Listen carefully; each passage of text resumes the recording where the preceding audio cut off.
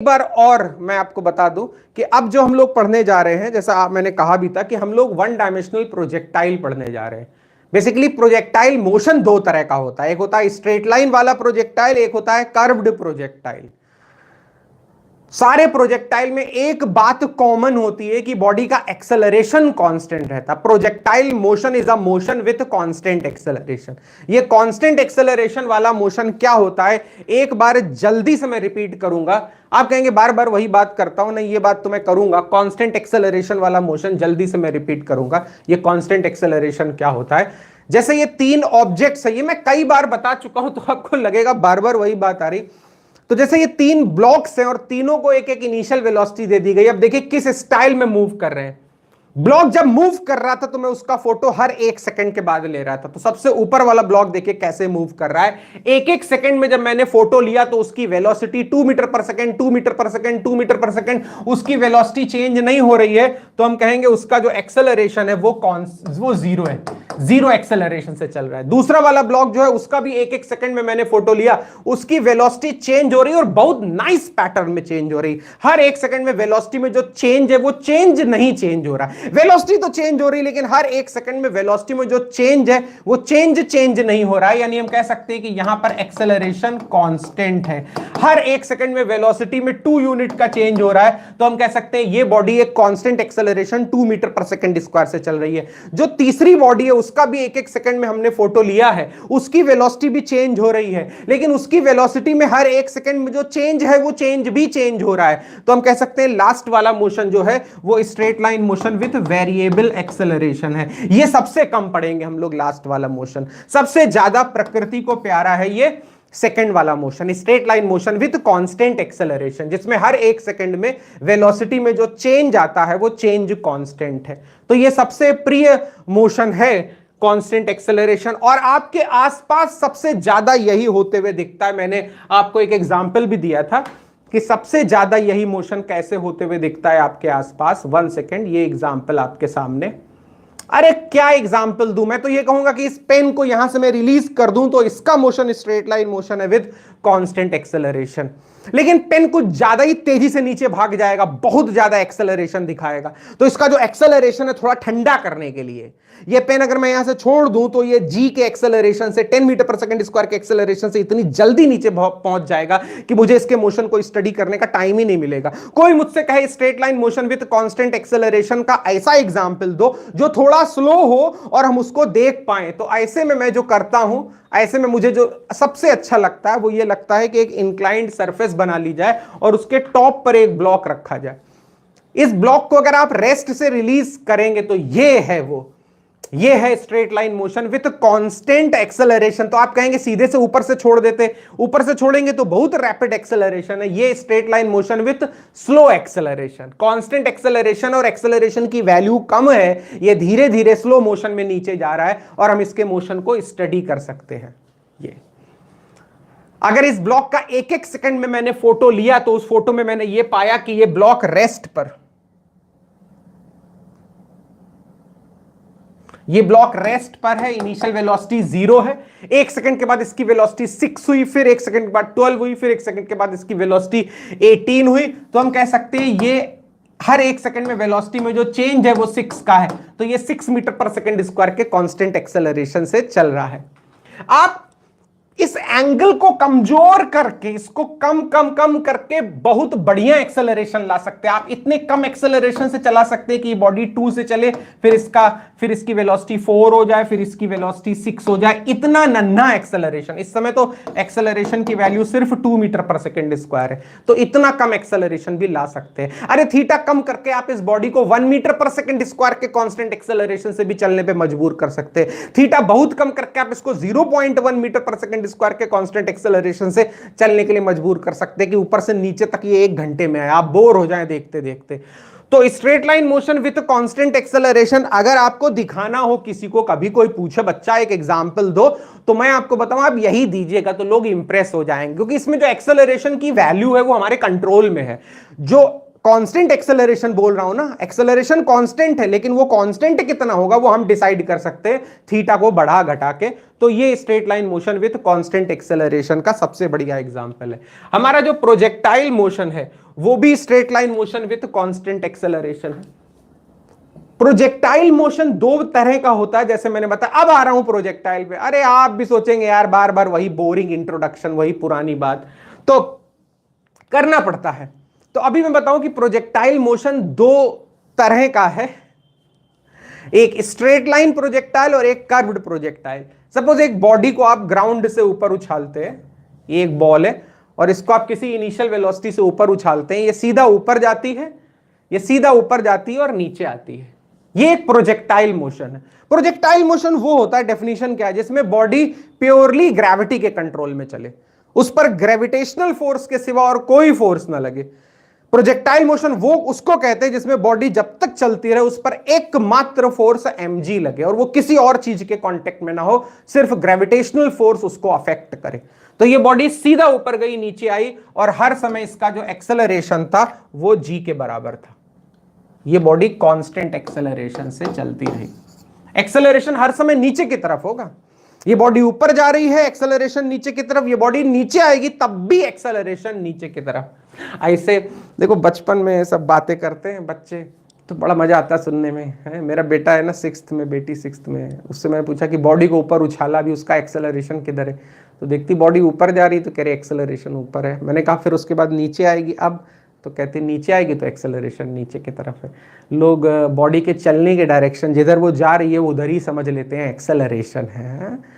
ऐसा नहीं है, ये बॉडी चाहे ऊपर जाए या नीचे आए, इसका एक्सेलरेशन हर समय नीचे की तरफ है और उसकी वैल्यू कांस्टेंट है g। आज मैं माफी चाहता हूं, मैं फोर्स की बात करूंगा। मैंने कहा था कि मैं फोर्स की बात कभी नहीं करूंगा।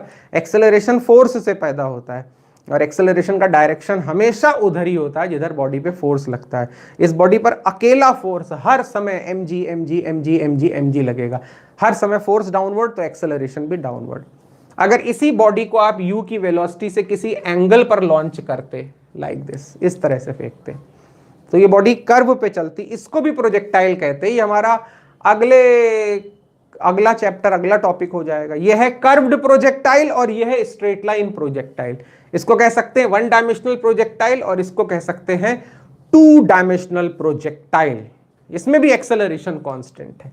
बॉडी कहीं पर भी हो, इसका एक्सेलरेशन कांस्टेंट कांस्टेंट कांस्टेंट हर समय g के बराबर।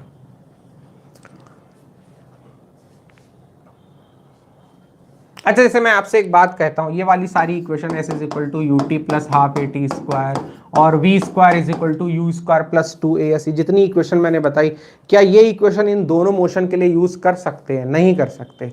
आप ये जो 1 डायमेंशनल प्रोजेक्टाइल है वहां तो ये इक्वेशन यूज कर सकते हैं, लेकिन ये जो 2 डायमेंशनल प्रोजेक्टाइल है यहां पर नहीं यूज कर सकते।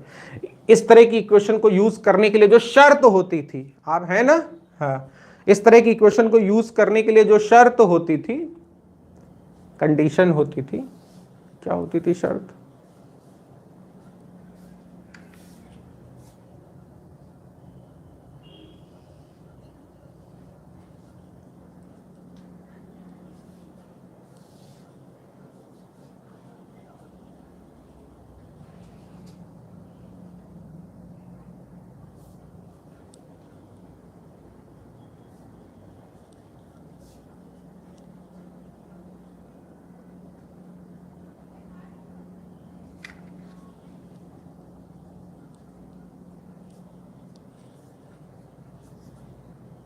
बच्चों एक सेकेंड, थोड़ा सा रिफ्लेक्शन आ रहा है कहीं से।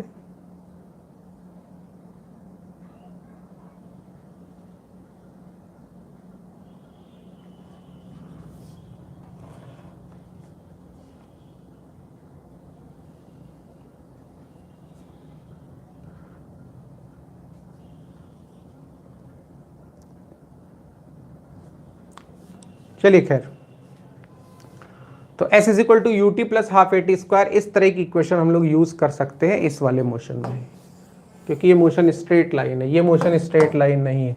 इन दोनों मोशन में समानता क्या है? सिमिलैरिटी है कि दोनों में एक्सेलरेशन कांस्टेंट है, और डिफरेंस क्या है? ये स्ट्रेट लाइन मोशन है दोनों में एक्सेलरेशन कांस्टेंट है। ये है straight line motion with constant acceleration और ये है curved motion with constant acceleration. तो अभी तो हम लोग फिलहाल पहला वाला मोशन ही पढ़े। अच्छा, दोनों को प्रोजेक्टाइल इसलिए कहते हैं क्योंकि दोनों में एक्सेलरेशन के नाम पर जी है। यहां भी हर समय जी का एक्सेलरेशन है और यहां भी हर समय जी का एक्सेलरेशन है, ये है।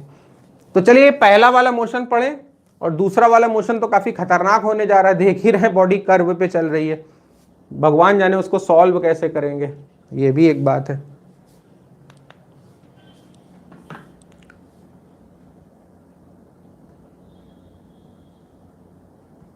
तो चलिए बच्चों, पहला वाला मोशन वन डायमेंशनल प्रोजेक्टाइल को आगे लेके चलते हैं।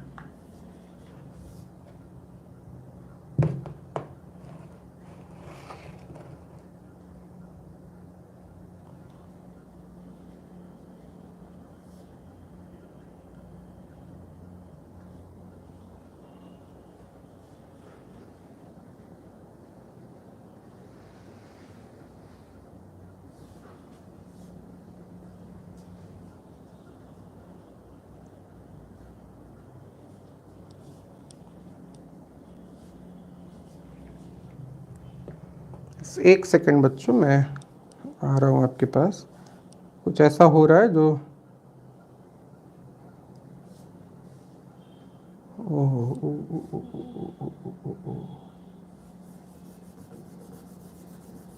स्क्रीन, ये भी है, ऐसा भी होता है। चलो, बड़ी खुशी की बात है।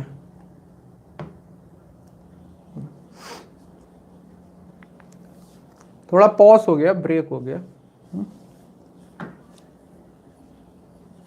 तो अभी देखो,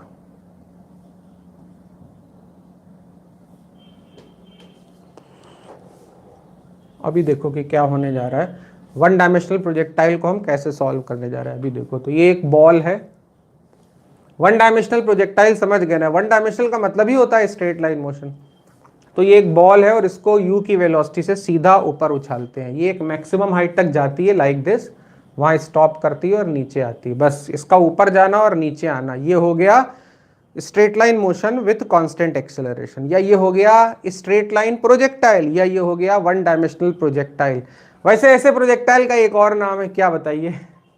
ऐसे प्रोजेक्टाइल को ग्राउंड टू ग्राउंड प्रोजेक्टाइल भी कहते हैं। बॉडी को ग्राउंड से उछाला, ऊपर गई और ग्राउंड पर वापस आ गई, ग्राउंड टू ग्राउंड प्रोजेक्टाइल। आप कहेंगे सारे ही प्रोजेक्टाइल ग्राउंड टू ग्राउंड हो गए, ग्राउंड से उछालोगे तो बॉडी ग्राउंड पर नहीं आएगी, तो ऊपर कौवा खा जाएगा क्या?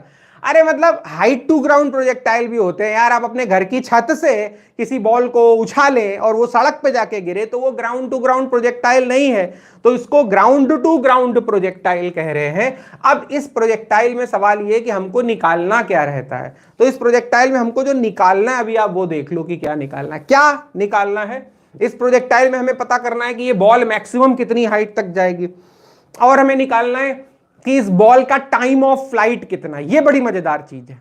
टाइम ऑफ फ्लाइट मतलब पूरे मोशन का time, time of flight total, बल्कि लगा दो टोटल टाइम ऑफ फ्लाइट, पूरे मोशन में कितना टाइम लगा।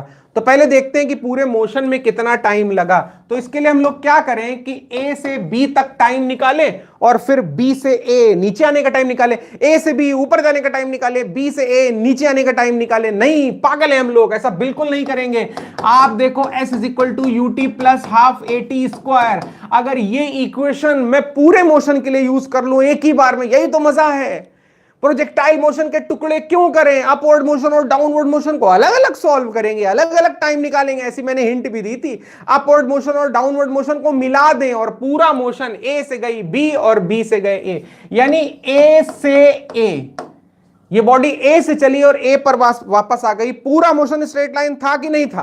पूरे मोशन में एक्सेलरेशन कांस्टेंट था कि नहीं था? पूरे मोशन में अगर एक्सेलरेशन कांस्टेंट था, जी के बराबर था, तो हम पूरे मोशन में एक बार में ये इक्वेशन यूज कर सकते हैं। थैंक गॉड यहां एस डिस्प्लेसमेंट है, डिस्टेंस नहीं है, यहां एस डिस्प्लेसमेंट है और पूरे मोशन का टोटल डिस्प्लेसमेंट 0 है। अगर कहीं एस डिस्टेंस होता तो पूरे मोशन में बॉडी ने कितना डिस्टेंस ट्रेवल किया ये तो मुझे पता ही नहीं है। पूरे मोशन का डिस्प्लेसमेंट तो मुझे मुफ्त में पता है जो कि 0 है। बॉडी की इनिशियल वेलोसिटी प्लस यू है, मान लेते हैं ऊपर जाने का प्लस नीचे आने का संपूर्ण टाइम ऑफ फ्लाइट टी है, तो ये टी हो गया acceleration minus G time T. बस यहां से कितनी जल्दी टी आ जाता है 2u अपॉन जी। याद रखना पड़ेगा आपको, ground to ground straight line projectile, एक स्ट्रेट लाइन प्रोजेक्टाइल ग्राउंड से चला ग्राउंड पर वापस आ गया, पूरा टाइम 2u अपॉन जी होता है। याद रखना पड़ेगा, इसको दो हिस्सों में डिवाइड कर दीजिए, u अपॉन जी प्लस u अपॉन जी, यानी ऊपर जाने का टाइम u अपॉन जी और नीचे आने का टाइम भी u अपॉन जी। कुछ लोग ये कह सकते हैं कि जब इस बॉडी को ऊपर उछाला तो आप ये कैसे कह सकते हैं कि ऊपर जाने का टाइम और नीचे आने का टाइम सेम होगा? कोई कहो मुझसे कि ऊपर जाने का टाइम और नीचे आने का टाइम सेम होगा, ये कैसे पता आपको? आपने 2u अपॉन जी टोटल टाइम निकाला, फिर आपने ये कैसे कह दिया कि इसमें आधा ऊपर जाने का आधा नीचे आने का? वो आप ऐसे वेरीफाई कर सकते हैं कि आप सिर्फ ऊपर जाने के लिए, बॉडी ए से बी जा रही है, सिर्फ ऊपर जाने के लिए आप v equal to U plus A T use कर लें तो सिर्फ ऊपर जाने का टाइम निकलेगा। ए से बी वाला मोशन डिस्कस कर रहे हैं, चलिए ए से बी मोशन डिस्कस करते हैं। तो ए से बी में फाइनल वेलोसिटी 0, बी पर final velocity 0, initial velocity plus U, acceleration minus G time T. तो यहां से देखिए टी की वैल्यू क्या आ रही है, टी की वैल्यू आ जा रही है u अपॉन जी। ये देखिए, अरे ऊपर जाने का, सिर्फ ऊपर जाने का टाइम u अपॉन जी है और ऊपर प्लस नीचे सब मिला के 2u अपॉन जी है, तो क्या कहते हैं, u अपॉन जी टाइम में ऊपर गई और u अपॉन जी टाइम में नीचे आई। तो आप याद रखिएगा, कोई भी प्रोजेक्टाइल जब ग्राउंड टू ग्राउंड चलता है, जमीन से उछालते हैं और जमीन पर आ जाता है, तो ऊपर जाने का टाइम और नीचे आने का टाइम सेम होता है। कुछ लोग ऐसा लगता ही नहीं, कुछ लोग सोचते हैं कि एक बॉल को ऊपर उछालेंगे तो उसके ऊपर जाने का टाइम और नीचे आने का टाइम अलग अलग होता है। बहुत से लोग तो कहते हैं कि ऊपर जाने का टाइम ज्यादा होता है और नीचे आने का टाइम कम होता है। बहुत से लोग अचानक जल्दी से पूछो, जिसका साइंस बैकग्राउंड ना हो उससे जल्दी से पूछो, एक बॉल को ऊपर उछाला, बोलो ऊपर जल्दी पहुंच जाएगी नीचे जल्दी आएगी? तो क्या ऊपर जाने देर लगेगी और नीचे धड़ाक से आ जाएगी, जल्दी से आ जाएगी? अरे उनको समझाओ, ऐसे ऐसे इक्वेशन लगा लगा के उनको बताओ कि एक ग्राउंड टू ग्राउंड प्रोजेक्टाइल जितने टाइम में ऊपर जाता है उतने ही टाइम में नीचे आता है, हमेशा ऐसा रहता है, ऐसे चलता रहता। ये है 2u अपॉन जी। याद रखिए टोटल टाइम ऑफ फ्लाइट, जिसमें u अपॉन जी ऊपर जाने का टाइम और u अपॉन जी नीचे आने का टाइम। u क्या है? u इनिशियल वेलोसिटी है, वो वेलोसिटी जिससे प्रोजेक्टाइल फायर किया गया है। बार बार हम एक वर्ड यूज करेंगे, प्रोजेक्टाइल फायर किया गया है। हमें सोचेंगे जैसे एक गन है और ऊपर की तरफ चला दिया, तो प्रोजेक्टाइल फायर किया गया है, वो वेलोसिटी u है और ऐसे चल रहा है। ठीक है, बढ़िया। मेरा मन नहीं मान रहा यार, मैं एक बात डिस्कस करना चाहता हूं लेकिन मैं सोचता हूं कभी कभी बहुत अर्ली हो जाएगा वो बात डिस्कस करना। तो जब ये बात आ गई कि ऊपर जाने का टाइम और नीचे आने का टाइम सेम होता है, तो मैं आपको एक एग्जांपल देता हूं। जैसे आप एक बहुत भारी बॉल ले लीजिए, छोटी सी स्टील की बॉल ले लीजिए, इतनी बड़ी बहुत भारी बॉल, उसको ऊपर उछालिए, जितने टाइम में वो ऊपर जाएगी उतने ही टाइम में ऊपर से नीचे आएगी, u अपॉन जी, u अपॉन जी। एक बहुत बड़ा स्फेरिकल बलून ले लीजिए, इतना बड़ा बर्थडे वाला बलून ये, और उस बलून को ऐसे u की वेलोसिटी से ऊपर उछालिए। मान लीजिए जो व्हाइट कलर का देख रहे हैं ये बहुत बड़ा बलून है, बहुत हल्का और बहुत बड़ा बलून है, और ऐसे मुक्का मार के किसी ने इसको u की वेलोसिटी से ऊपर उछाल दिया। इसका ऊपर जाने का टाइम, नीचे से ऊपर जाने का टाइम और ऊपर से नीचे आने का टाइम क्या सेम होगा? क्या आपको लगता है सेम होगा? वहां कमेंट बॉक्स में लिख के बताइए, कमेंट बॉक्स में लिख के बता सकते हैं तो बताइए, नहीं तो कोई बात नहीं, मिट जाओ तो। यस, एक बड़ा सा बलून, उसको मुक्का मार के ऊपर उछाल दिया, u की वेलोसिटी से ऊपर भेज दिया। मान लेते हैं यही बलून है, वो ऊपर गया और फिर ऊपर से नीचे आया। क्या कहते हैं उसके ऊपर जाने का टाइम और नीचे आने का टाइम? कह रहे हैं सेम नहीं होगा, सेम नहीं होगा। तो बताइए कौन सा टाइम छोटा होगा? एक बलून को मुक्का मार के जो ऊपर उछाला तो उसका ऊपर जाने का टाइम कम होगा या ऊपर से नीचे आने का टाइम कम होगा? वहां कमेंट बॉक्स में लिख के बता सकते हैं, ऊपर जाने का टाइम कम होगा या ऊपर से नीचे आने का टाइम कम होगा?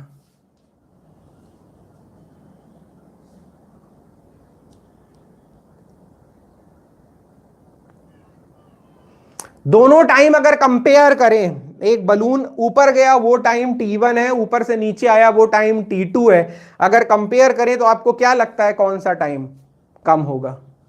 डाउनवर्ड टाइम कम होगा। तो विधान ने कहा कि नीचे आने का टाइम कम होगा। हद हो गई यार, इतना अफसोस होता है कि आप अपनी जिंदगी नहीं जिए हैं क्या है? लाइफ में आपने कुछ नहीं देखा, बस कमरे में पढ़ते रहो, पढ़ते भी क्या रहे पता नहीं। यार बुरा मत मानना विधान, और तुम ये जो भी है अंजलि, आपने भी लिखा लेकिन मिटा दिया, बुरा मत मानिएगा, लेकिन आपको बिल्कुल लाइफ का एक्सपीरियंस नहीं है। मतलब जैसे आपने कभी बलून ही नहीं पकड़ा हो, बलून उछाले ही ना हो। एक बड़ा सा बलून है, उसको आप मुक्का मार के ऊपर उछालते हैं तो कह रहे हैं कि ऊपर जाने में ज्यादा टाइम लगेगा और नीचे आने में कम टाइम लगेगा। वही आम आदमी की बात, आम इंसान यही कहेगा। एक आम आदमी से कहो कि कोई चीज ऊपर जल्दी पहुंच जाएगी या नीचे जल्दी आएगी, तो वो कहेगा नीचे जल्दी आएगी। और वही चीज बलून के लिए कह रहे हो तुम, तो तुम साइंस कहां पढ़ते हो? तुम तो एक आम इंसान की तरह हो, तुम्हारी सोच। विधान बुरा मत मानना, लेकिन मुझे बहुत अफसोस हुआ जो तुमने बोला कि नीचे आने में कम टाइम लगेगा। जबकि कितने एक्सपीरियंस की मजे की बात है, आपने जरूर खेले नहीं हो क्या? बिल्कुल बचपन में खेले नहीं हो क्या? बलून को ऐसे हिट करते हैं ऊपर तो कैसे ऊपर रॉकेट की तरह पहुंच जाता है, और जब ऊपर से नीचे आना होता है तो धीरे धीरे स्लो मोशन में नीचे आता है। उस बलून का ऊपर जाने का टाइम बहुत कम होता है और ऊपर से नीचे आने का टाइम काफी ज्यादा होता है, बहुत डिले, बहुत धीरे धीरे नीचे आता है। वहां पे ऊपर जाने और नीचे आने का टाइम इक्वल नहीं होता है, क्योंकि वहां पे एयर ड्रैग, हवा का ड्रैग फोर्स भी बॉडी के मोशन को इन्फ्लुएंस करता है, अफेक्ट करता है। हमारे जितने फॉर्मूले हैं वो सारे तभी वैलिड हैं जब बीच में एयर ना हो। हम एयर की एब्सेंस में ये सारे फॉर्मूले डिराइव कर रहे हैं। मैं आपको projectile motion in presence of air भी पढ़ाऊंगा, वो भी आपके सिलेबस में पढ़ाऊंगा ना। लेकिन जब तक मैं एयर ना लूं, आप मानेंगे कि सारे मोशन जो है वो वैक्यूम में हो रहे हैं। यहां पे एयर नहीं है, ग्रेविटी तो है लेकिन यहां एयर नहीं है, वैक्यूम में हो रहे हैं। हवा का ड्रैग आपको नेग्लेक्ट करना पड़ेगा, तब ये सारे फॉर्मूले वैलिड हैं। तो in absence of air, in absence of air कोई प्रोजेक्टाइल u अपॉन जी टाइम में ऊपर जाएगा और u अपॉन जी टाइम में नीचे आएगा। बहुत बढ़िया। अगला क्या निकालते हैं? चलिए अगला निकालते हैं कि इस प्रोजेक्टाइल ने मैक्सिमम कितना हाइट कवर किया। वैसे एक चीज मुझे बड़ी मजेदार लगी, मैं पूछना भूल गया आपसे। ये कितनी अच्छी बात है कि यहां एस डिस्प्लेसमेंट है और पूरे मोशन का डिस्प्लेसमेंट मुझे पता है। बिना ये जाने कि ये बॉडी कितनी हाइट तक गई, तब भी हम जानते हैं कि पूरे मोशन का डिस्प्लेसमेंट 0 है। बता सकते हैं इस पूरे प्रोजेक्टाइल मोशन का डिस्टेंस कवर्ड कितना है? पूरे मोशन का डिस्प्लेसमेंट 0 है, पूरे मोशन का डिस्टेंस कवर्ड वहां कमेंट बॉक्स में लिख के बता सकते हैं।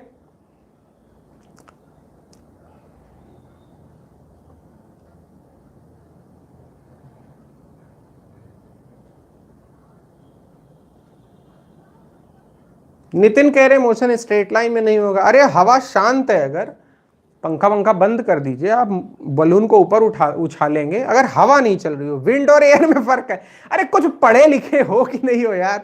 विंड मतलब जब हवा चल रही हो, एयर मतलब एयर है लेकिन वो मूव नहीं कर रही, चल नहीं रही।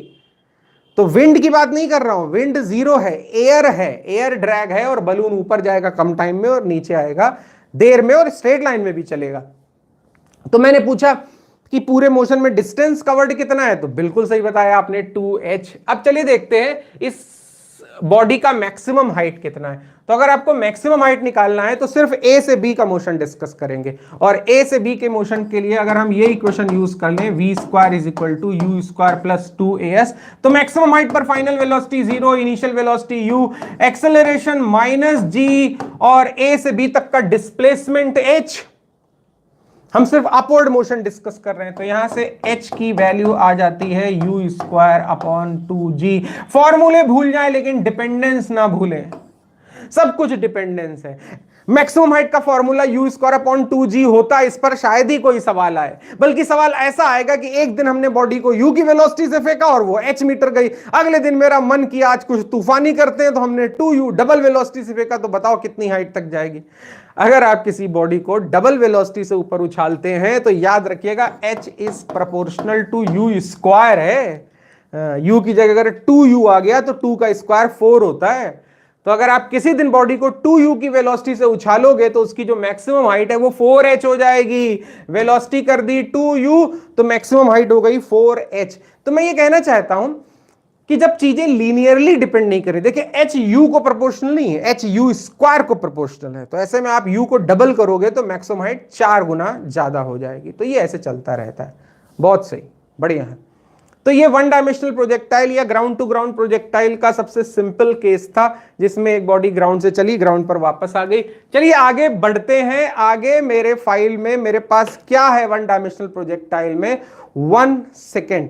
आगे है हाइट टू ग्राउंड प्रोजेक्टाइल। तो ये आपके सामने आ रहा है, इसके दर्शन एक बार आप कर भी चुके हैं। ये आपके सामने आ रहा है, जल्दी से आ जाओ। ये जो प्रोजेक्टाइल है इसको कहते हैं हाइट टू ग्राउंड प्रोजेक्टाइल। इसमें बॉल को हमने किसी बिल्डिंग के ऊपर रखा और वहां से जो यू की वेलोसिटी से थ्रो किया, फायर किया ऊपर, तो ये एक मैक्सिमम हाइट तक गई और फिर ग्राउंड पर आई। हमने इसको पकड़ा नहीं, मैं तो छत पे खड़ा हूं, मैं यहां खड़ा हूं, लेकिन जब बॉल नीचे आई तो मैं इसे हट गया, नीचे जाने दिया पूरा ग्राउंड तक। तो इसको हाइट टू ग्राउंड प्रोजेक्टाइल कहते हैं। ऐसे समझिए कि ये बॉल ए से चली और बी पर आ गई, और फिर यहां पर हमको निकालना है टोटल टाइम ऑफ फ्लाइट। पूरे मोशन में कितना टाइम लगा हमें निकालना है। और ये मैं एक बार बता चुका हूं, चीख चीख के बता चुका हूं कि अगर आपको इस बॉडी का ऊपर जाने का प्लस नीचे आने का टोटल संपूर्ण टाइम निकालना है, तो आप ऊपर वाला टाइम अलग और नीचे वाला टाइम अलग मत निकालें, क्योंकि पूरे मोशन में बॉडी का जो एस है वो हमको पता है, पूरे मोशन का जो डिस्प्लेसमेंट है वो हमको पता है। इस इक्वेशन में एस डिस्टेंस नहीं है, डिस्प्लेसमेंट है, और पूरे मोशन में जो डिस्प्लेसमेंट है वो हमको पता है, वो तो माइनस एच है। ये तो माइनस एच है।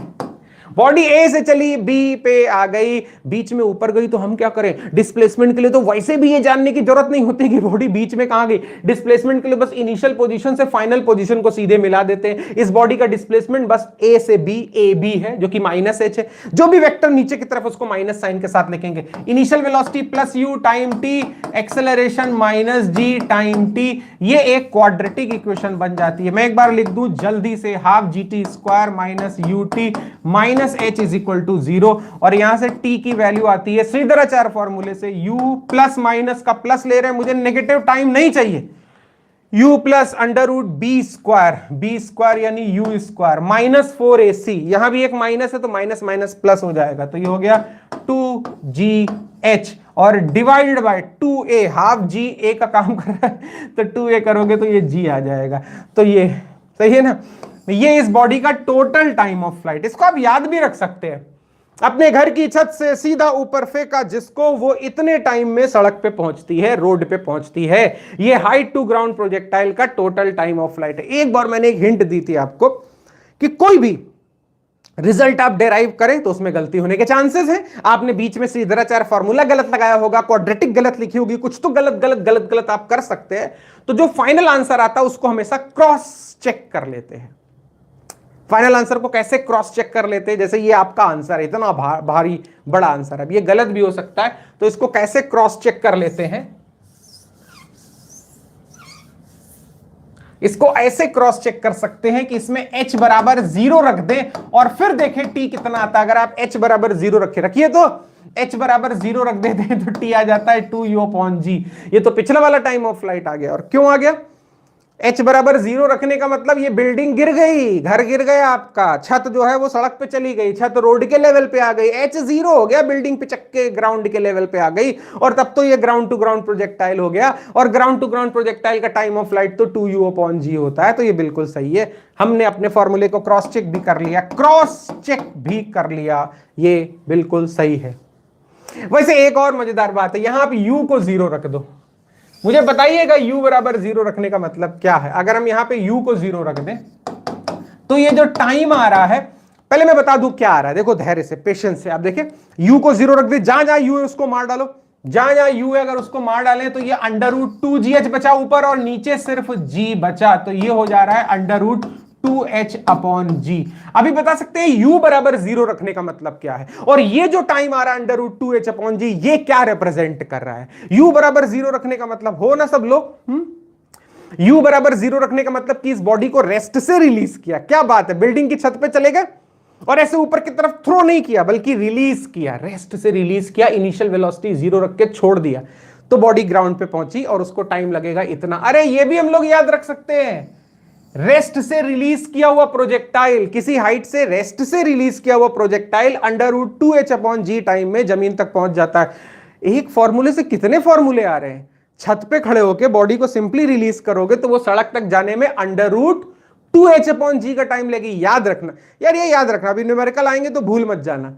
और हाइट टू ग्राउंड अगर एक कंप्लीट परफेक्ट प्रोजेक्टाइल है, अगर आपने यू की वेलोसिटी से बॉडी को ऊपर उछाला, ऊपर जाने दिया, फिर नीचे आने दिया, तो ये टाइम है।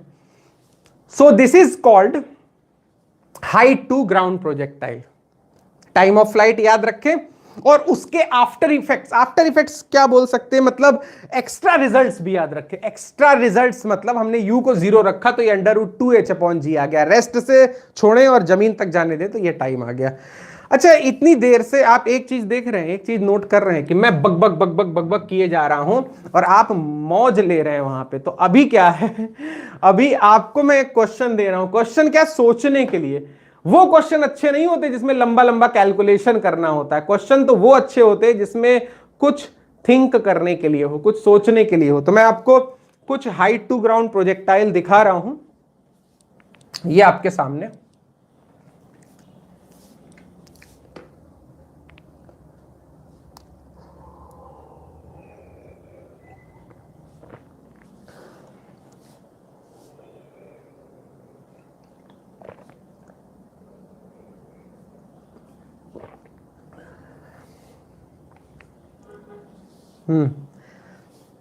जरा देखो ये कैसे है। एक बिल्डिंग है h हाइट की, उसमें एक बार बॉल को ऊपर उछाला, एक बार बॉल को u की वेलोसिटी से नीचे फेंका। नीचे फेंकना बड़ा अजीब लगेगा यार, वैसे पड़ के पूरी दम से नीचे फेंक दिया, देखिए u की स्पीड से। और तीसरे केस में उसको u की वेलोसिटी से हॉरिजॉन्टल डायरेक्शन में फेंका। ये तीनों प्रोजेक्टाइल हाइट टू ग्राउंड है। मैं दिखाऊं एक एक करके एक एक प्रोजेक्टाइल कैसे चलेगा। आप हो ना वहां पे, रहना भाई, अभी भागना नहीं, अभी क्लास चल रही है बच्चों। तो मैं बताऊं एक एक प्रोजेक्टाइल कैसे चलेगा। पहला प्रोजेक्टाइल तो सीधा ऊपर जाएगा, रुकेगा और नीचे आएगा। दूसरा प्रोजेक्टाइल का जिंदगी तो बड़ी शॉर्ट होगी, दूसरा तो सट से नीचे चला जाएगा। और जो तीसरा प्रोजेक्टाइल है उसके बारे में क्या बताऊं। तीसरा प्रोजेक्टाइल यहां से जो चलेगा, यहां से जो चलेगा तो एक कर्व पे। तीसरा प्रोजेक्टाइल स्ट्रेट लाइन होगा ही नहीं, तीसरा प्रोजेक्टाइल हमारी जान ले लेगा इसको सॉल्व करने में। तीसरे प्रोजेक्टाइल में बॉडी ऐसे कर्व पे चलेगी, आप जानते हैं ये पैराबोला होता है, कर्व बाद में देखेंगे। तो फर्स्ट सेकंड थर्ड, तीन प्रोजेक्टाइल में फर्स्ट और second straight line projectile, third वाला कर्व्ड प्रोजेक्टाइल। तो थर्ड वाले के लिए तो v = u+80 वगैरह वैलिड ही नहीं है, वो तो नहीं है, क्या कर सकते हैं। अब देखो इन तीनों में, अब आप कहेंगे निकालना क्या है। जब इस तरह से 3-4 सिचुएशन आती है तो निकालना कुछ नहीं होता, मैं आपको बताऊं, सिर्फ कंपेयर करना होता है और कुछ नहीं। अब कंपेयर क्या करना है इन तीनों प्रोजेक्टाइल में। कोई कहेगा टाइम ऑफ फ्लाइट कंपेयर करना है। पहले प्रोजेक्टाइल को टोटल टाइम t1 लगा, दूसरे प्रोजेक्टाइल को टोटल टाइम t2 लगा और तीसरे प्रोजेक्टाइल को टोटल टाइम t3 लगा। पहला प्रोजेक्टाइल फिनिश होने में t1, दूसरा t2, तीसरा t3। तो इनके टाइम कंपेयर करने के लिए अगर मैं कह दूं तो मैं गधा हूं। ये इतना ऑब्वियस और सिंपल है यार, कोई भी जानता है t1 will be the largest. सबसे ज्यादा टाइम ये प्रोजेक्टाइल लेगा और सबसे कम टाइम बीच वाला। फर्स्ट प्रोजेक्टाइल सबसे देर में जमीन के दर्शन करेगा, सेकंड प्रोजेक्टाइल सबसे जल्दी जमीन पे पहुंचेगा और third projectile in between time लेगा। अगर टाइम ही मुझे कंपेयर करना हो तो t1 is the longest time and t2 is the, कैसे लिखते हो हैं, and t2 is the smallest time. t2 सबसे छोटा टाइम है। तो टाइम कंपेयर करना बच्चों कोई मतलब नहीं है। t1, t2, t3 बहुत ऑब्वियस नहीं है आपको कि सबसे ज्यादा देर ये लगाएगा, तो टाइम चलिए नहीं कंपेयर करते, बल्कि कुछ और मजेदार बात करते हैं। मजेदार बात ये कि जब ये प्रोजेक्टाइल ग्राउंड पे पहुंचेगा,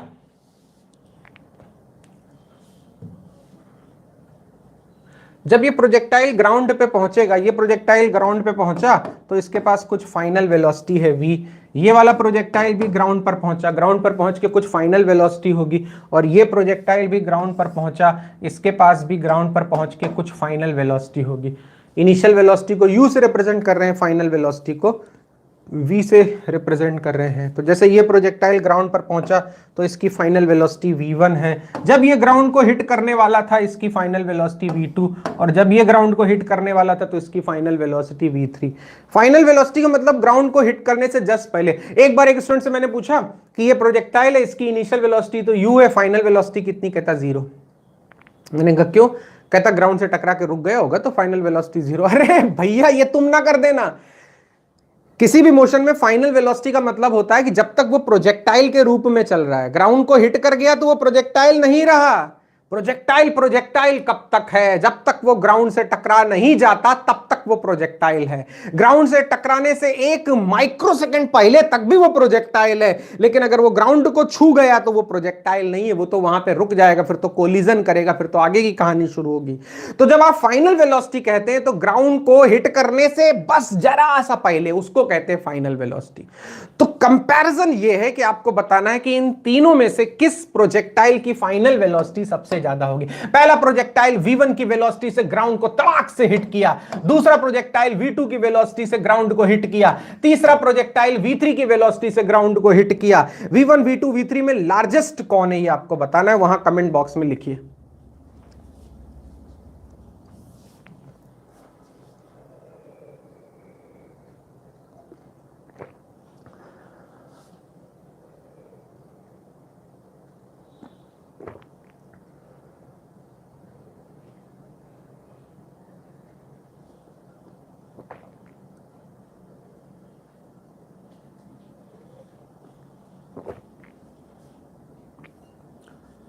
नितिन ने कहा सेम। अरे सेम कैसे यार, कुछ भी बोलोगे, सेम बोल रहे हो।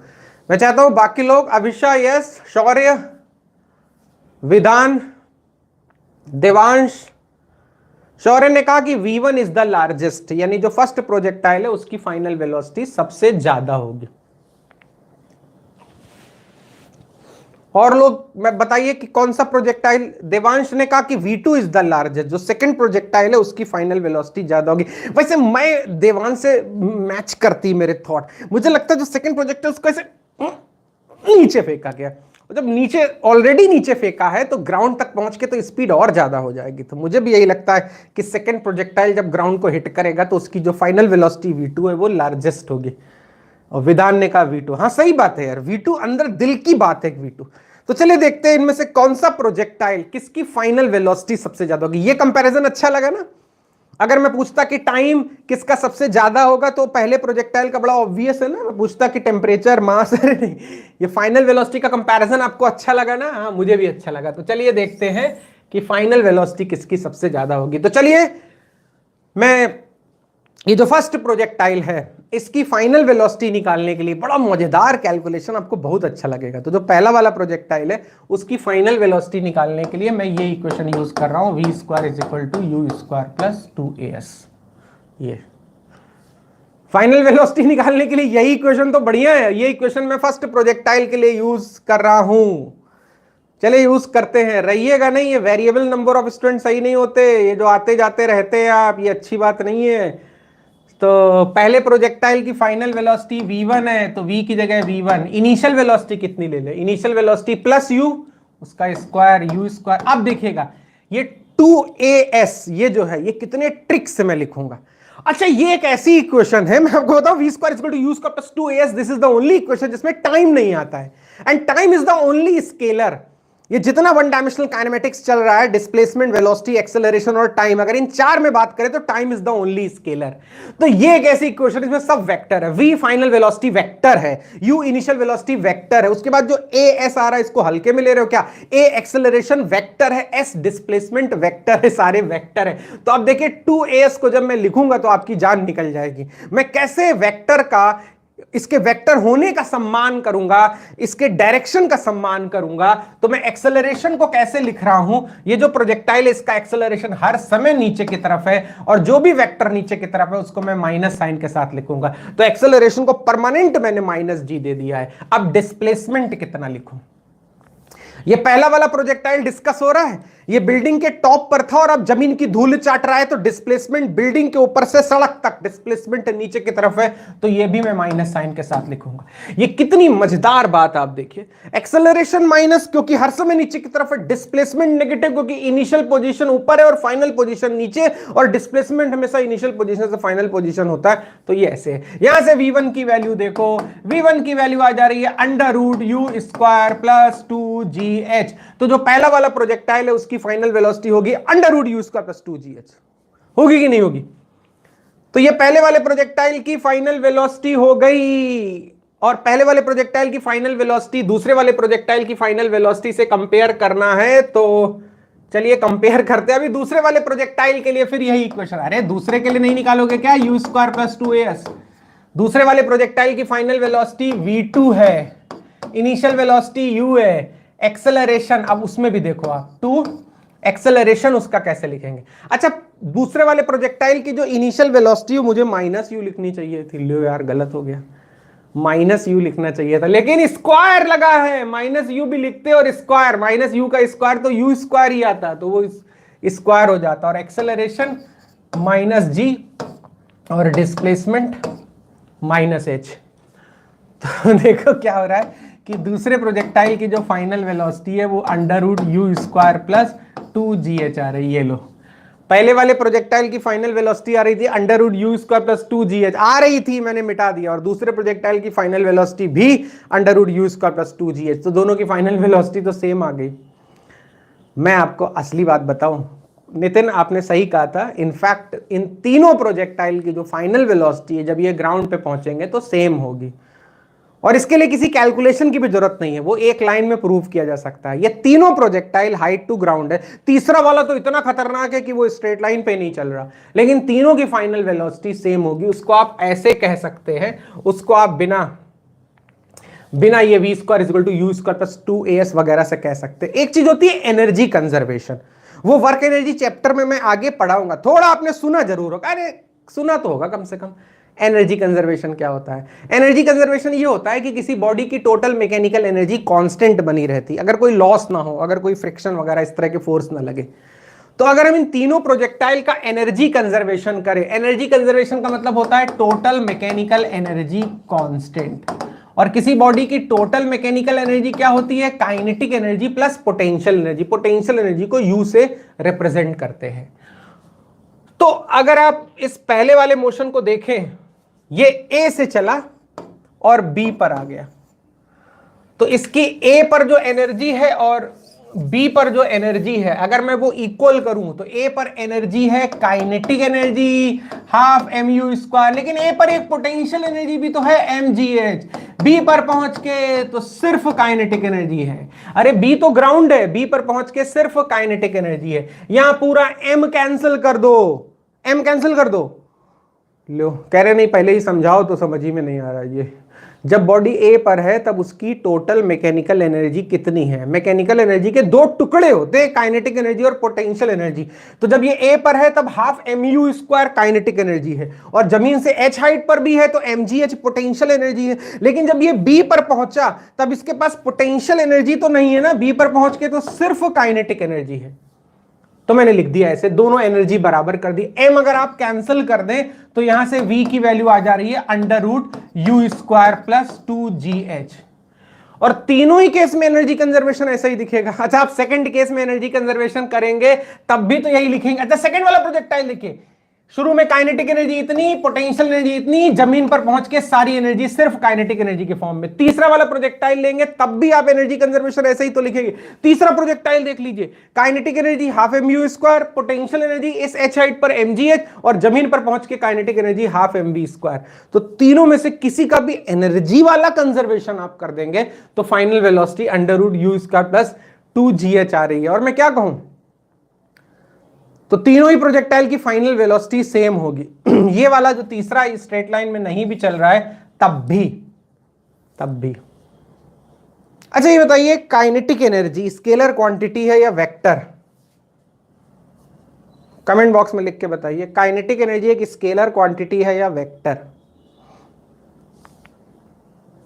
इतना तो बता सकते हो यार, कम ऑन बच्चों, काइनेटिक एनर्जी स्केलर है या वेक्टर है, ये पूछ रहा हूं जरा सी बात।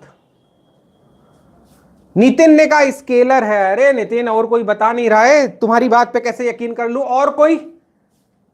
काइनेटिक एनर्जी स्केलर है वेक्टर? यार जल्दी रिस्पॉन्स दिया करो, जल्दी जल्दी जल्दी बच्चों। तो सभी कह रहे हैं कि काइनेटिक एनर्जी स्केलर है। अब बताओ स्केलर क्वांटिटी के साथ क्या खास बात है? स्केलर वेक्टर से किस मामले में अलग है? स्केलर क्वांटिटी वो होती है जिसमें कोई डायरेक्शन नहीं होता। तो काइनेटिक एनर्जी में अगर कोई डायरेक्शन नहीं है तो पहला प्रोजेक्टाइल, दूसरा प्रोजेक्टाइल, तीसरे प्रोजेक्टाइल में बॉडी की जो काइनेटिक एनर्जी, इसमें कितनी काइनेटिक एनर्जी आपने दी? Half mu square. इसमें बॉडी को आपने कितनी इनिशियल काइनेटिक एनर्जी दी? Half mu square. इसमें बॉडी को कितनी इनिशियल काइनेटिक एनर्जी दी? Half mu square. तीनों की काइनेटिक एनर्जी बराबर बराबर बराबर, तीनों की potential energy mgh mgh mgh बराबर बराबर बराबर, यानी तीनों की इनिशियल एनर्जी बराबर बराबर बराबर, तो तीनों की फाइनल एनर्जी भी बराबर बराबर बराबर होनी चाहिए। और नीचे पहुंच के फाइनल एनर्जी के नाम पर सिर्फ काइनेटिक एनर्जी होगी, तो जमीन पर पहुंच के इसकी काइनेटिक एनर्जी, इसकी काइनेटिक एनर्जी और इसकी काइनेटिक एनर्जी सेम होनी चाहिए। क्यों सेम होनी चाहिए? क्योंकि इनकी इनिशियल एनर्जी बराबर है, तो फाइनल फाइनल फाइनल एनर्जी भी बराबर होनी चाहिए। यानी जमीन पर पहुंच के तीनों की काइनेटिक एनर्जी बराबर होनी चाहिए, और काइनेटिक एनर्जी होती है हाफ mv स्क्वायर। m तो एक जैसा है सब जगह, तो ग्राउंड पर पहुंच के तीनों का v सेम होना चाहिए। तो ये मतलब है एनर्जी से आप तुरंत बता सकते हैं कि कैसे तीनों प्रोजेक्टाइल जब ग्राउंड पर पहुंचेंगे तो तीनों का वेलोसिटी सेम होगा। तीनों प्रोजेक्टाइल सेम वेलोसिटी से ग्राउंड को हिट करते हैं और ये ऐसे चलता रहता है। टाइम ऑफ फ्लाइट सेम नहीं होगा। ठीक है, एक और क्वेश्चन नहीं, एक और आर्टिकल है आपके सामने। एक प्रोजेक्टाइल जब किसी हाइट से रिलीज किया जाता है, ये तो हम लोग कर भी चुके, लेकिन अब इसको कायदे से कर दे। ये फिर हाइट टू ग्राउंड प्रोजेक्टाइल है। इसमें क्या है कि एक प्रोजेक्टाइल है और उसको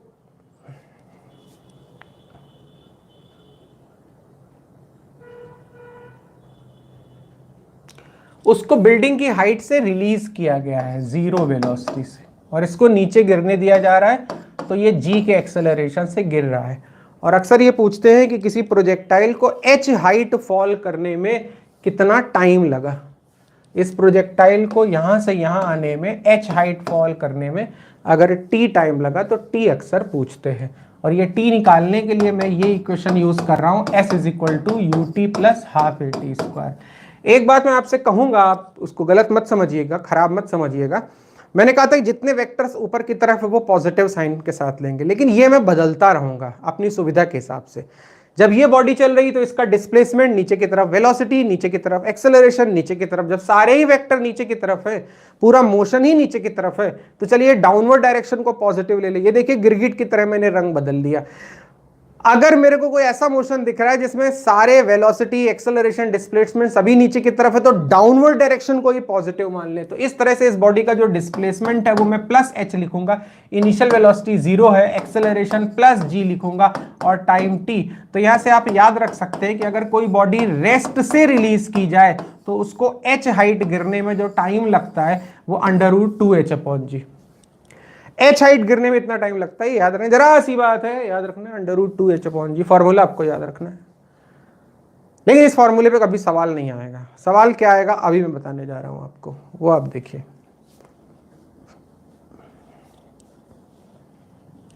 ये सब नोट कर लीजिएगा। कोई बॉडी रेस्ट से अगर गिर रही है तो उसको h हाइट फॉल करने में जो टाइम लगेगा वो √2h/g, ये इतना टाइम लगेगा। अब इसको देखिए मैं आपके सामने कैसे ला रहा हूं।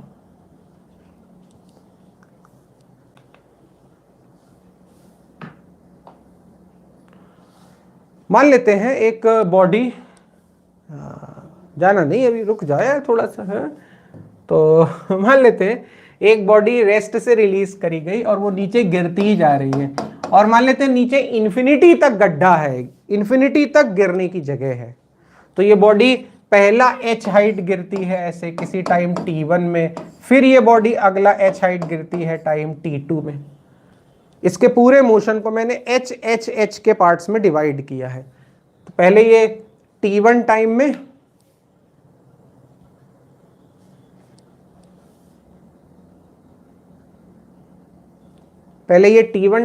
h हाइट गिरती है, फिर ये बॉडी T2 टाइम में h हाइट और गिरती है, तो बता सकते हैं T1 और T2 में बड़ा कौन होगा, छोटा कौन होगा? ऑब्वियसली T2 छोटा होगा, T1 बड़ा होगा, क्योंकि बॉडी जितना नीचे जाती जा रही है उतना ही तेज होती जा रही है, और उतना ही तेज होती जा रही है तो पहला वाला H डिस्प्लेसमेंट कवर करने में धीमे चली, ज्यादा टाइम लिया, अगला वाला H डिस्प्लेसमेंट कवर करने में तेज चली और कम टाइम लिया। तो मैं ये जानना चाहता हूं कि T2 जो है वो T1 से कितना छोटा है।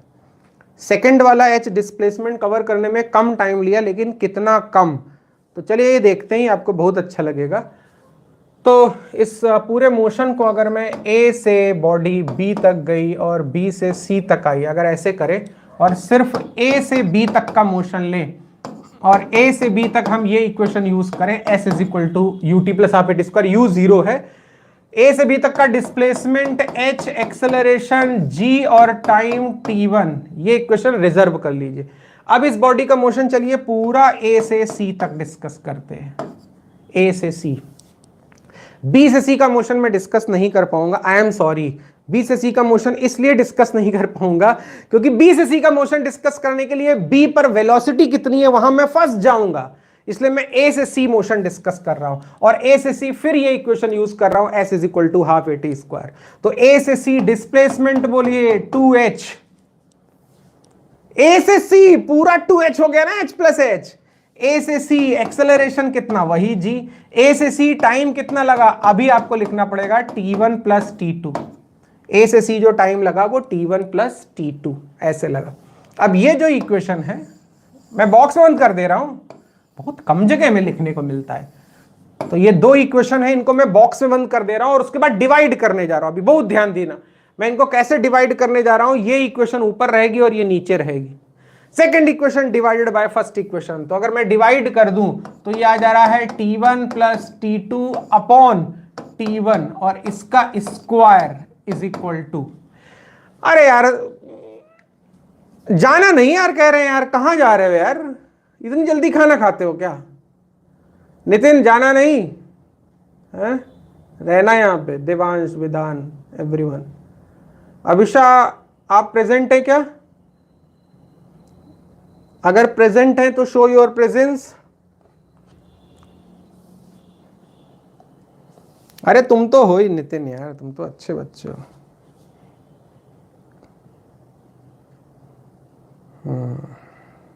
अच्छा है, तो मैं इन इक्वेशंस को कैसे डिवाइड कर रहा हूं आप देखिए, जो दो इक्वेशन बॉक्स में बन रही है आपको दिख रही हैं और मैं कैसे डिवाइड कर रहा हूं आप देखिए। नीचे वाली इक्वेशन जो है वो ऊपर रहेगी न्यूमरेटर में और जो फर्स्ट इक्वेशन है वो डिनोमिनेटर में रहेगी। तो जब मैं डिवाइड कर रहा हूं तो राइट हैंड साइड में आ जाएगा t1 प्लस t2 का स्क्वायर अपॉन t1 स्क्वायर, जिसको मैं एक साथ होल स्क्वायर लिख दे रहा हूं, और दूसरे साइड में आ जाएगा 2h अपॉन h। सुनो, 2h upon h, 2h upon h को बोले तो वो 2 आ जाएगा, 2। ये मुझे t1 और t2 का रिलेशन निकालना, मेरे पास जगह नहीं है तो मैं इसको मिटा रहा हूं। ये सब आप नोट तो कर ही लेंगे, तो मेरे मिटाने से क्या है, हाँ ये ऐसे, तो ये आ गया t1 plus t2 upon t1 का स्क्वायर। अब इसको मैं अलग अलग लिख ले रहा हूं, तो ये आ रहा है 1 plus t2 upon t1 is equal to, अरे t1 upon t1 plus t2 upon t1, आप सुन नहीं रहे, लेफ्ट हैंड साइड में जो टर्म है उसको कैसे लिखा, t1 upon t1 plus t2 upon t1। t1 upon t1 तो 1 हो गया, तो हो गया 1 प्लस t2 अपॉन t1। और दूसरे साइड में, अच्छा स्क्वायर में हटाना चाहता हूं मैं, लेफ्ट हैंड साइड का स्क्वायर हटाना चाहता हूं, तो दूसरे साइड में आ जाएगा √2। तो यहां से t2 अपॉन t1 आ गया √2 माइनस 1। देखो बच्चों, √2 माइनस 1, √2 की वैल्यू बताओ डेसिमल में, डेसिमल के एक प्लेस तक बस। √2 की वैल्यू 1.4 होती है, √2 की वैल्यू 1.4 तो 1.4 माइनस 1 करेंगे तो 0.4, ये आ गया। तो t2 अपॉन t1 0.4 है। पहले ही बात आ रही थी कि t2 छोटा है और t1 बड़ा है, तो t2 कितना छोटा है t1 से, वो रेशो कितना नन्हा सा आ रहा है, 0.4। अभी देखो मैं क्या कर रहा हूं, मैं t1 अपॉन t2 करूंगा तो आपको ज्यादा अच्छा लगेगा। t1 अपॉन t2 हो जाएगा 1 अपॉन 0.4, 1 अपॉन 0.4 बोले तो t1 अपॉन t2, यार बस लास्ट है, मुझे ये फील करा लेने दीजिए। 1 अपॉन 0.4 होता है 2.5। बच्चों देखो, फाइनल आंसर 2.5। यानी पहला एच हाइट गिरने में जो टाइम लगा वो दूसरे एच हाइट गिरने के टाइम के कंपैरिजन में 2.5 गुना ज्यादा, 2.5 गुना ज्यादा टाइम लगा, 2.5 गुना ज्यादा। ये तो आप भी समझ रहे थे कि ये फर्स्ट वाला एच हाइट चलने में बॉडी देर लगाएगी, देर जल्दी। T1 देर, T1 लॉन्ग टाइम है, T2 शॉर्ट टाइम है, T1 बड़ी देर में खत्म होगा, T2 जल्दी से खत्म हो जाएगा। लेकिन T1 इतना बड़ा है, ये आपने सोचा था क्या कि T1 T2 से 2.5 गुना ज्यादा बड़ा है, 2.5 गुना ज्यादा बड़ा है। यानी जब कोई बॉडी फ्री फॉल करती है तो पहला एच हाइट गिरने में जो टाइम लगता है वो सेकंड वाले एच हाइट गिरने में जो टाइम लगता है उसके कंपैरिजन में बहुत ज्यादा होता है। कितना ज्यादा? 2.5 टाइम्स ज्यादा होता है। और मैं क्या कहूं, इसको ऐसे सोचो कि इस बॉल को मैंने यहां से छोड़ा और एच हाइट गिरने में इसने 2.5 सेकंड लिए, तो अगला एच हाइट गिरने में सिर्फ 1 सेकंड लेगा। ऐसे चलता रहता है, ऐसे ये प्रोजेक्टाइल नीचे गिरता रहता है। That is there. बढ़िया, 2.5 गुना ज्यादा। T1 T2 से बड़ा है कि नहीं है? बड़ा तो है ही, क्योंकि ऊपर बॉडी धीमे चल रही है। T1 T2 से 2.5 गुना ज्यादा बड़ा है ना, ये अच्छी बात है। ये ऐसे चलता रहता है, ठीक है।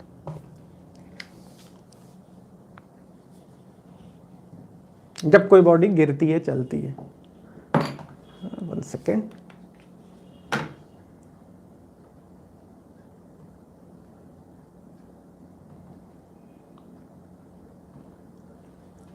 अपने सेटिस्फैक्शन के लिए जाते जाते लास्ट में, बिल्कुल लास्ट में एक क्वेश्चन करा के भेजूंगा आपको, जिससे आपको ये 1 डायमेंशनल प्रोजेक्टाइल का संपूर्ण फील मिल जाएगा। इस क्वेश्चन को कर लिया तो दिल से आपको अच्छा लगने लगेगा कि आज आपने कुछ काम किया।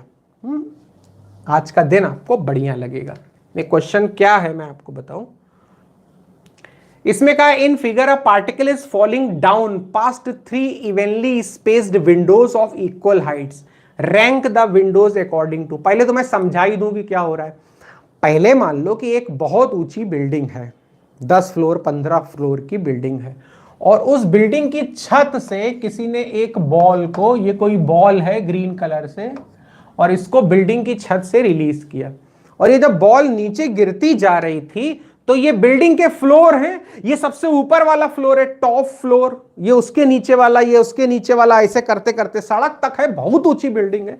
और ये बॉल है कि गिरती जा रही। बॉल को क्या मतलब, बिल्डिंग और उससे बॉल फ्री फॉल करती जा रही है। अब ये बॉल जो है वो पहली बिल्डिंग, पहली खिड़की, पहले फ्लोर की, टॉप फ्लोर की विंडो के सामने से गुजरी, फिर इस विंडो के सामने से गुजरी, फिर इस विंडो के सामने से गुजरी। यहां पर कोई मिस्टर वर्मा, यहां पर कोई मिस्टर शर्मा और यहां पर कोई मिस्टर चौधरी रहते हैं इन फ्लोर्स में। तो ये सबसे ऊपर वाले हैं, ये ऐसे कर रहे हैं, हाँ ऐसे, इनका सिर देखिए ऐसे, ये अपनी विंडो से झांक रहे हैं और इनके सामने से एक बॉल गुजर गई, वो बॉल ऊपर से नीचे। फिर ये वाले इस फ्लोर पे जो रहते हैं ये भी देख रहे हैं बॉल को नीचे जाते हुए। इस फ्लोर से पर जो रहते हैं वो भी खिड़की पे खड़े हैं, सब खाली है, संडे का दिन है, वो भी बॉल को नीचे जाता हुआ दिख रहे हैं। तो तीनों लोग बॉल को फ्री फॉल करता हुआ देख रहे हैं। सबसे पहले इस आदमी ने बॉल को देखा जो इस खिड़की से झांक रहा था, फिर इस आदमी ने बॉल को देखा, फिर इस आदमी ने बॉल को देखा, और ऐसे करते करते बॉल फाइनली जमीन की धूल चाटेगी, जमीन में पहुंच जाएगी। अब हमें इन तीनों ने जो देखा उसका कंपैरिजन करना है। सुनो मेरी बात, ये तीनों लोग अपनी अपनी खिड़की पे खड़े हुए जो देख रहे हैं उसका कंपैरिजन करना। पहला कंपैरिजन है the average speed of the particle while passing them. किस विंडो को क्रॉस करने के दौरान इस पार्टिकल की एवरेज स्पीड सबसे ज्यादा रही? आप कमेंट बॉक्स में लिख के बताइए। यहां पर तो आपको ही करना है। ये देखो वहां से छोड़ा, ये देखो ग्रीन बॉल बहुत ऊपर छत से छोड़ी गई, ये तीनों विंडोज को क्रॉस करी। किस विंडो को क्रॉस करने के दौरान इस बॉल की एवरेज स्पीड सबसे ज्यादा रही? शौर्य ने कहा कि थर्ड। देखो अगर आप एवरेज स्पीड को ऐसे देखते हैं, बहुत सही, बिल्कुल सही कहा यार तुमने। अगर आप एवरेज स्पीड को बिल्कुल बेसिक फॉर्मूले से देखते हैं, distance upon time, total distance upon total time, तो किसी भी विंडो को क्रॉस करने पे जो डिस्टेंस ट्रेवल करना पड़ेगा वो तो विंडो के साइज के बराबर। विंडो का साइज अगर एल है तो किसी भी विंडो को क्रॉस करने में पार्टिकल को जो डिस्टेंस ट्रेवल करना पड़ेगा वो एल। लेकिन तीसरी विंडो को क्रॉस करने में जो टाइम लगेगा वो सबसे कम। डिस्टेंस तीनों केस में सेम, टाइम तीसरे वाले केस में सबसे कम लगेगा, सबसे कम। तो तीसरे वाले विंडो को क्रॉस करने के दौरान एवरेज स्पीड सबसे ज्यादा होगी। तो शौर्य बिल्कुल सही तुमने कहा, विधान सभी ने सही कहा यहां पे है। और उसके बाद B, time particle takes to pass them. किस विंडो को क्रॉस करने के दौरान पार्टिकल सबसे ज्यादा टाइम लेगा? अभी बताओ, बताओ किस विंडो को क्रॉस करने के दौरान सबसे ज्यादा टाइम लगेगा?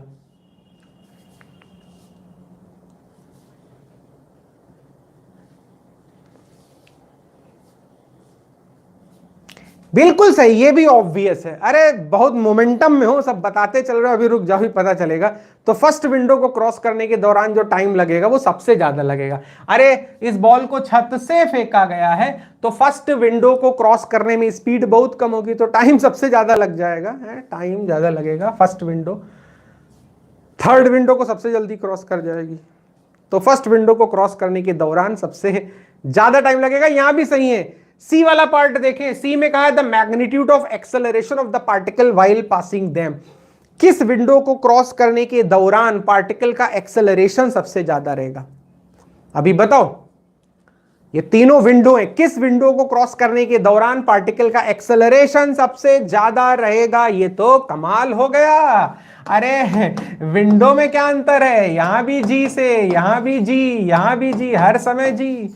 Mister Verma, mister Sharma, mister Chaudhary, सभी लोग बॉल को जी से ही तो गिरता हुआ देखेंगे यार। एक्सेलरेशन तो कांस्टेंट होता है, प्रोजेक्टाइल मोशन में एक ही चीज तो कांस्टेंट होती है, क्या? बॉल का कलर, मास, टेम्परेचर। अरे वो सब तो ठीक है, एक्सेलरेशन कांस्टेंट रहता है। अब आप पूछो कि आप ये क्वेश्चन क्यों करवा रहे हो, इसमें ऐसा क्या है कि आप कह रहे थे कि जाते जाते आपको ये बड़ा अच्छा लगेगा, याद रहेगा? अरे इसका जो चौथा वाला पार्ट है ना, वो माइंड बॉगलिंग है। जितना आप उछल रहे हो, जितना जोश है, सब ठंडा होने वाला है। हिम्मत हो तो फोर्थ पार्ट का आंसर दे दो, चैलेंज है, दे के दिखाओ। फोर्थ पार्ट है, डी पार्ट है कि किस विंडो को लिखा है the change delta v in the speed of the particle during passage greatest first. किस विंडो को क्रॉस करने के दौरान वेलोसिटी में जो चेंज आ रहा है डेल्टा वी, यहां वेलोसिटी या स्पीड कुछ भी बोले फर्क नहीं पड़ता, किस विंडो को क्रॉस करने के दौरान वेलोसिटी में जो चेंज है वो सबसे ज्यादा होगा? किस विंडो को क्रॉस करने के दौरान वेलोसिटी में चेंज तो होगा ही होगा। जब ये पार्टिकल नीचे जा रहा है तो उसकी वेलोसिटी में चेंज तो होगा ही होगा। तो किस विंडो को क्रॉस करने के दौरान वेलोसिटी में जो चेंज आएगा वो चेंज सबसे ज्यादा होगा?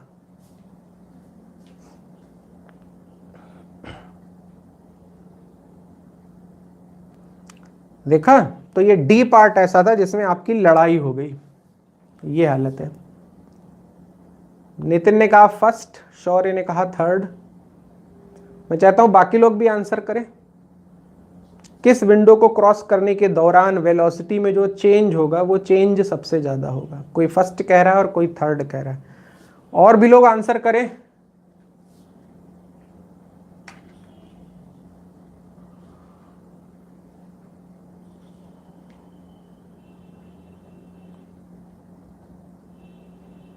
यार सिर्फ 3 ही लोग हैं क्या? देवांश, आपका आंसर? बेटा आंसर जरूर करें, आंसर करना कंपलसरी है। किस विंडो को क्रॉस करने के दौरान वेलोसिटी में जो चेंज आएगा डेल्टा वी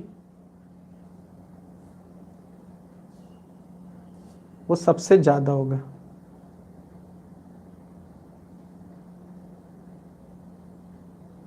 देवांश ने कहा सेम होगा, तो पहले ही बताओ यार, जल्दी बताओ। तो देवांश ने कहा कि वेलोसिटी में चेंज सेम होगा, जितना चेंज यहां उतना चेंज यहां उतना चेंज यहां। ये सेम वाली बात मुझे भी अच्छी लग रही, क्योंकि एक्सेलरेशन सेम है तो चेंज इन वेलोसिटी भी सेम होगा, ये बात मुझे भी सही लग रही है। हाँ शौर्य, तो तुम पहले थर्ड क्यों बोल रहे थे? Delta we should be same. तो तीनों विंडो को क्रॉस करने के दौरान जो डेल्टा वी होगा, जो चेंज इन वेलोसिटी होगा, वो सेम होगा। जितना वेलोसिटी में चेंज शर्मा जी देखेंगे उतना ही वेलोसिटी में परिवर्तन वर्मा जी देखेंगे, उतना ही वेलोसिटी में परिवर्तन चौधरी जी देखेंगे, जो सबसे नीचे वाली विंडो में है। तो चलिए देख लेते हैं ऐसा होगा क्या। अब यहां पर देखिए मैं कैसे कर रहा हूं आपको। Delta we upon delta T होता है एक्सेलरेशन, सबको पता है। किसी बॉडी का एवरेज एक्सेलरेशन होता है delta we upon delta T. यहां से आप डेल्टा वी की बात कर सकते हैं, तो डेल्टा वी हुआ ए डेल्टा टी, ये हुआ। इसको भी आप याद रखिए इस रिलेशन को, कि चेंज इन वेलोसिटी होता है acceleration into time. Change in velocity is acceleration into time. Acceleration same है, किसी भी विंडो को क्रॉस करने के दौरान एक्सेलरेशन सेम है। अब सारा जो बात है वो डेल्टा टी पर आके टिक गई। Delta V is proportional to delta T. A तो कांस्टेंट है ना, एक्सेलरेशन तो कांस्टेंट है, तो जिस विंडो को क्रॉस करने के दौरान डेल्टा टी सबसे ज्यादा होगा, टाइम सबसे ज्यादा लगेगा, उसी विंडो को क्रॉस करने के दौरान चेंज इन वेलोसिटी भी सबसे ज्यादा होगा।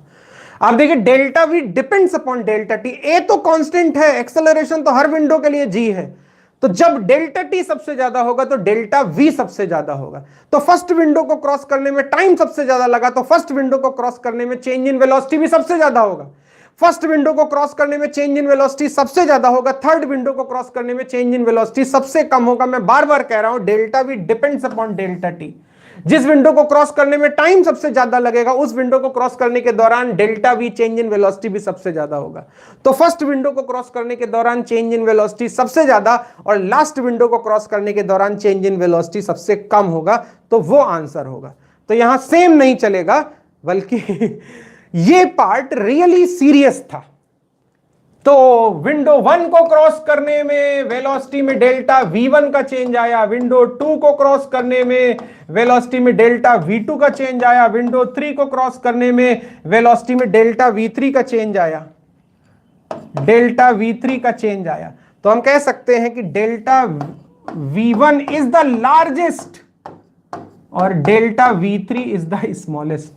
तो जो लास्ट पार्ट है उसका आंसर होगा फर्स्ट विंडो को क्रॉस करने में वेलोसिटी में अधिकतम चेंज आएगा, मैक्सिमम चेंज आएगा। ठीक है, तो ये बहुत अच्छा रहा। वन डायमेंशनल प्रोजेक्टाइल की शुरुआत बहुत अच्छी रही। ये बड़ा छोटा टॉपिक है, अगले टर्न पे इसको फिनिश करने की कोशिश करेंगे। एंड थैंक यू बच्चों, thank you for attending this class. Next class में मिलते हैं, तब तक रिवाइज करते रहिए, नोट्स बनाते रहिए और पढ़ते रहिए। It is very very very important. Thank you बच्चों।